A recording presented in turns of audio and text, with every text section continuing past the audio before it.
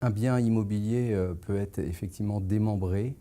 D'une part, un investisseur va acquérir la nue propriété de ce bien et un autre investisseur va lui acquérir l'usufruit de ce bien pour une période déterminée. L'usufruitier, pendant cette période, va pouvoir exploiter ce bien, le louer et en percevoir l'ensemble des revenus. Il supportera également l'ensemble des charges liées à ce bien, tandis que le nu propriétaire, lui, pendant toute la durée du démembrement, ne percevra aucun revenu, mais n'aura aucune charge locative, aucun impôt et aucun frais de travaux ou autres. Les deux types de biens qui sont traditionnellement démembrés sont des biens résidentiels, appartements ou maisons, et également des parts de SCPI de rendement. Le calcul de la valeur de l'usufruit d'une part et de la nue propriété d'autre part commence par la valeur du bien. On va calculer la valeur d'abord de l'usufruit en faisant la somme de tous les revenus qui vont être perçus pendant la durée de démembrement. Une fois qu'on a calculé cette valeur d'usufruit, on va la retrancher de la valeur de pleine propriété pour obtenir la valeur de la nue propriété.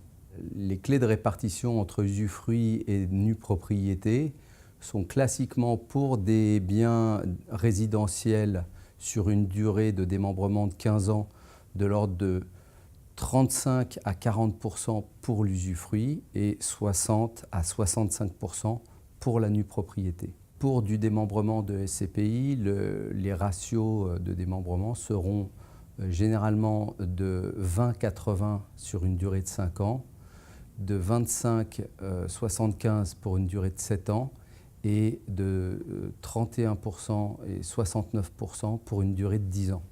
Alors, les intérêts de l'acquisition de nue propriété pour l'investisseur sont multiples. Il y a d'abord le fait d'acquérir le bien avec une décote importante, puisque lorsque je vais payer 60 mon bien, c'est en fait comme si j'achetais le bien en pleine propriété 100 et que je percevais immédiatement 40 de revenus sans aucune fiscalité. Deuxièmement, mon bien va se revaloriser mécaniquement dans le temps puisque j'achète la nue propriété à 60 et 15 ans après, j'aurai un bien en pleine propriété qui vaut 100. Ensuite, je n'aurai pas à louer moi-même ce bien, donc je n'aurai aucun souci de location, pas de problème de vacances locatives, pas de problème d'impayés, de travaux, etc. Je n'aurai pas d'impôt non plus. L'impôt sur les revenus fonciers est très élevé, là je n'ai pas de revenus. Je n'ai pas d'ISF puisque c'est l'usufruitier qui paye l'ISF. Et enfin, s'il y a une plus-value sur cette période, c'est bien le nu propriétaire qui en bénéficiera. Et en plus, lorsqu'elle sera calculée, cette plus-value, on partira de la date d'achat de la nue propriété, mais c'est bien la valeur de pleine propriété qui sera prise en compte dans le calcul de la plus-value. Ce type d'opération d'acquisition de nue propriété va intéresser plusieurs types d'investisseurs. Des investisseurs qui souhaitent préparer leur retraite en finançant un bien dans une période où ils ont des revenus importants et où ils ont une imposition importante. Des investisseurs qui souhaitent diversifier leur patrimoine avec un bien qui va se revaloriser mécaniquement dans le temps.